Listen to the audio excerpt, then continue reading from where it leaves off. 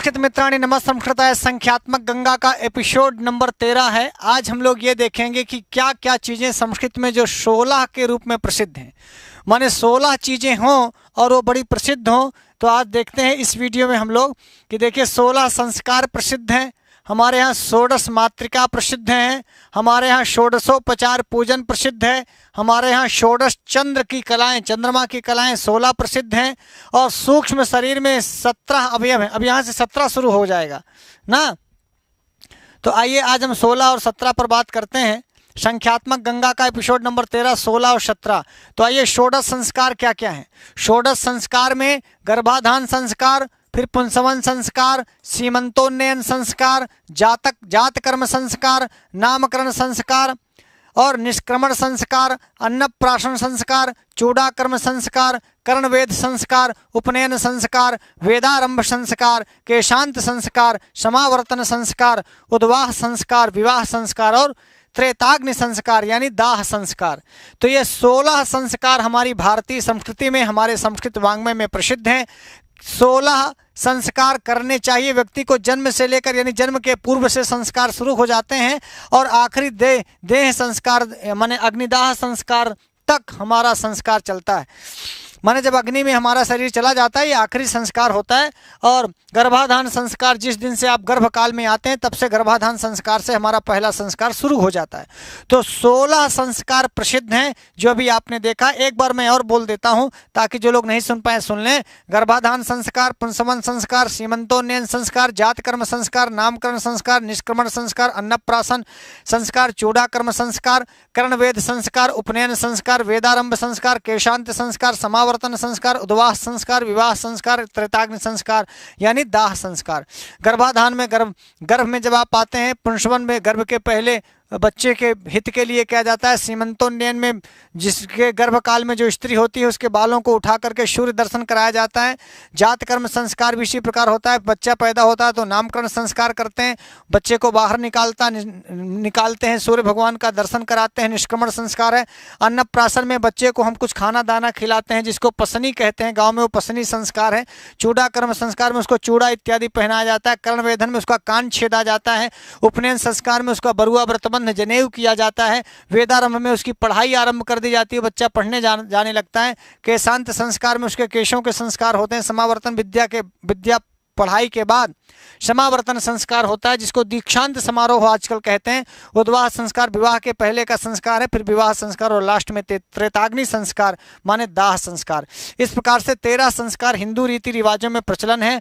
आगे आई षोडश मातृकाएं। 16 माताएं प्रसिद्ध हैं हमारे यहाँ। गौरी, पद्मा, शची, मेधा, सावित्री, विजया, जया, देवसेना, सुधा, स्वाहा, लोकमातृका, शांति, पुष्टि, धृति, कुल देवता और तुष्टि। ये 16 मातृका, षोडश मातृका का पूजन हमारे यहाँ होता है और षोडशोपचार पूजन होता है। 16 प्रकार से षोडश मातृकाएं होती हैं जिनको हम माँ की तरह मानते हैं।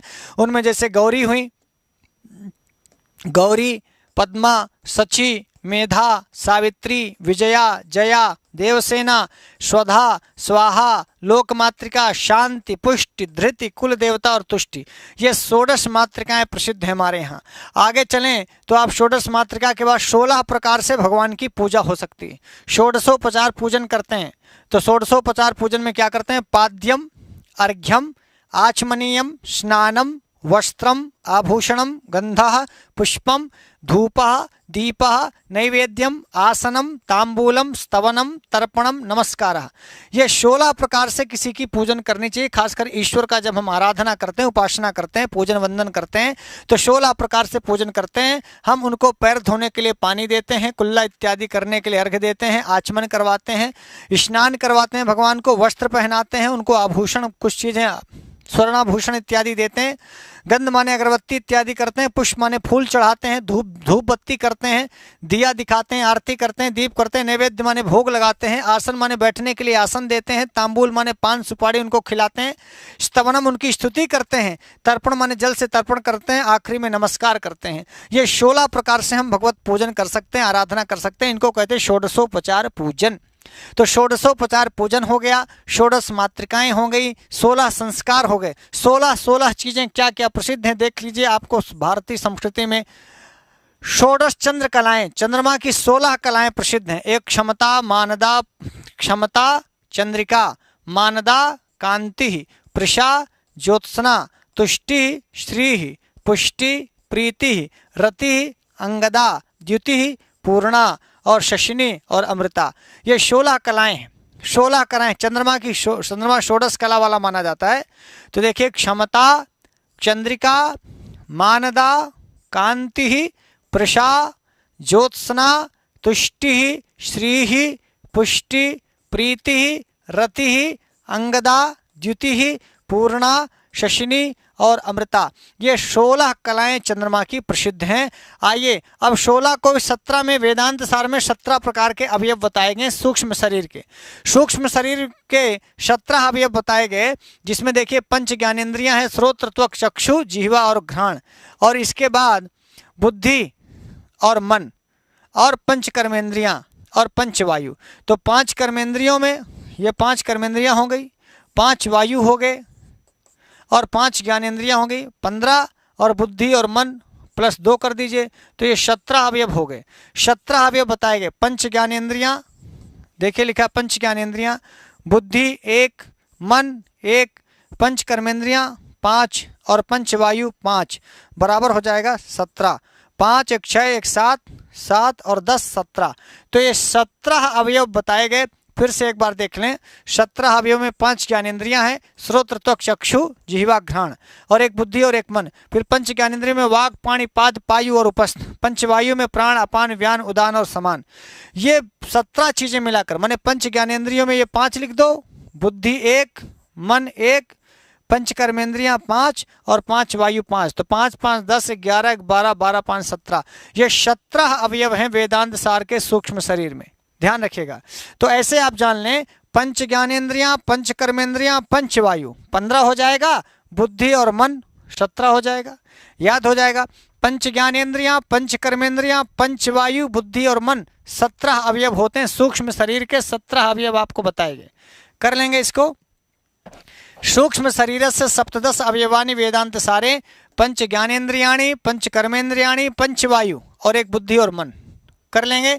17 अवयव होते हैं सूक्ष्म शरीर के वेदांत सार के अनुसार, और सूक्ष्म शरीर के 18 अवयव होते हैं सांख्य के अनुसार। तो मित्रों, आज के लिए इतना ही। लाइव क्लास रोज सुबह 8 बजे और शाम को 8 बजे होती, नित्य होती है, पूरे 7 दिन होती है, 30 दिन होती है महीनों के, और वर्ष के पूरे 364 दिन आपके लिए कक्षाएं दी जाएंगी। सुबह 8 बजे और शाम 8 बजे देखना मत भूलिएगा। और संस्कृत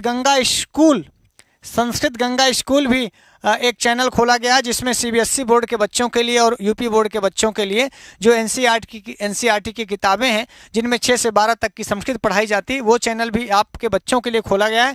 तो अपने बच्चे जो आपके घर में हैं और संस्कृत पढ़ना चाहते हैं, वो उस चैनल में जाकर के फ्री ऑफ कास्ट पढ़ सकते हैं। ये आपको सूचना देनी थी। अब आखिरी में हम आपसे यही निवेदन करेंगे कि जहाँ भी रहिए, स्वस्थ रहिए, व्यस्त रहिए, मस्त रहिए। वंदे संस्कृत मातरम, वंदे भारत मातरम, नमः संस्कृताय।